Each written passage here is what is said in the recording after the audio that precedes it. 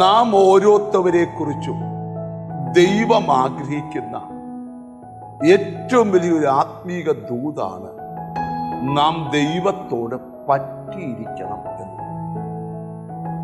മനുഷ്യജീവിതം ദൈവത്തോട് പറ്റിയിരുന്നാൽ ലഭിക്കുന്ന അനുഗ്രഹങ്ങൾ വളരെ ശ്രേഷ്ഠകരമാണ്. ദാവീദ് 63-ാം സങ്കീർത്തനം ചമയ്ക്കുമ്പോൾ പറഞ്ഞ ഒരു വചനമാണ് ഇന്ന് ധ്യാനിക്കുന്നത്.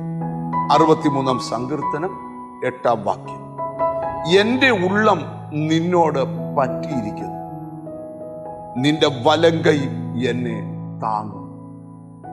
ഒരു മനുഷ്യന്റെ ഉള്ളം ദൈവത്തോട് പറ്റിയാൽ ദൈവം അവനെ വലം കരങ്ങൾ കൊണ്ട് താങ്ങിപ്പിടിക്കുന്ന ദൈവമാണ്. വീഴുവാൻ തക്കവണ്ണം ശത്രു എന്നെ തള്ളിയെങ്കിലും നീ നിലംപരിചാകാത്തത് എന്നാന്ന് ചോദിച്ചാൽ നിന്നെ താങ്ങിപ്പിടിക്കുന്ന ദൈവത്തിന്റെ കരം ഉള്ളത് കൊണ്ടാണ്. അതിന്റെ മുകളിലത്തെ വാക്യം നമുക്കൊന്ന് ശ്രദ്ധിക്കാം. സങ്കീർത്തനക്കാരൻ പറയുകയാണ്, നീ എനിക്ക് സഹായമായി തീർന്നിരിക്കുന്നുവല്ലോ. ഈ വചനത്തിന് നമ്മൾ ഒരു ആമീൻ പറയണം. കർത്താവേ, നീ എനിക്ക് സഹായമായി തീർന്നിരിക്കുന്നുവല്ലോ. ആരോടൊക്കെയോ ദൈവം സംസാരിക്കുക. ഈ ദിവസങ്ങളിൽ ദൈവം നിനക്ക് സഹായമായി തീരാൻ പോവുകയാണ്. മനുഷ്യന്റെ സഹായം വ്യർത്ഥമാണ്. സഹായിക്കുമെന്ന് കരുതിയ പലരും നിന്നെ സഹായിക്കാതിരിക്കുമ്പോൾ ദാവീദ് പറയുക, കർത്താവേ, നീ എനിക്ക് സഹായമായി തീർന്നിരിക്കുന്നുവല്ലോ. ഇന്ന് വചനം കേൾക്കുന്ന ചിലരോട് കർത്താവ് ഈ വചനത്തിൽ കൂടെ സംസാരിക്കുക. ദൈവം നിനക്ക് ഈ ദിവസങ്ങളിൽ സഹായമായി തീരും. നിന്റെ വീടിന്, നിന്റെ സാമ്പത്തിക വിഷയത്തിന്, നിന്റെ ആത്മീയ വിഷയത്തിന് ദൈവം നിനക്ക് സഹായമായി തീരും. നിന്റെ ചിറകിന്റെ നിഴലിൽ ഞാൻ ഘോഷിച്ച് ആനന്ദിക്കുന്നു. ചെന്നൊളിക്കുവാൻ ഒരു ചിറകുണ്ട്. അവിടെയാണ് ഒരു ഭക്തൻ ഏറ്റവും കൂടുതൽ ആനന്ദിക്കുന്നത്.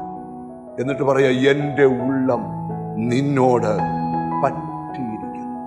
ബൈബിളിൽ വാക്യമുണ്ട്, അവൻ എന്നോട് പറ്റിയിരിക്കിയാൽ ഞാൻ അവനെ വിടുവിക്കും. ഈ ദിവസങ്ങളിൽ ദൈവത്തോടടുക്കുവാൻ, ഉള്ളം ദൈവത്തോട് പറ്റാൻ എന്തെങ്കിലും തടസ്സം നിനക്കുണ്ടെങ്കിൽ അത് മാറ്റണം. ദൈവത്തിന്റെ വലം കൈ നിന്നെ ഈ ദിവസങ്ങളിൽ താങ്ങിപ്പിടിക്കും. ഞാൻ കാണുന്ന ഒരു ആത്മീക സന്ദേശം, ദൈവം ഈ ദിവസങ്ങളിൽ നിന്നെ താങ്ങിപ്പിടിക്കും.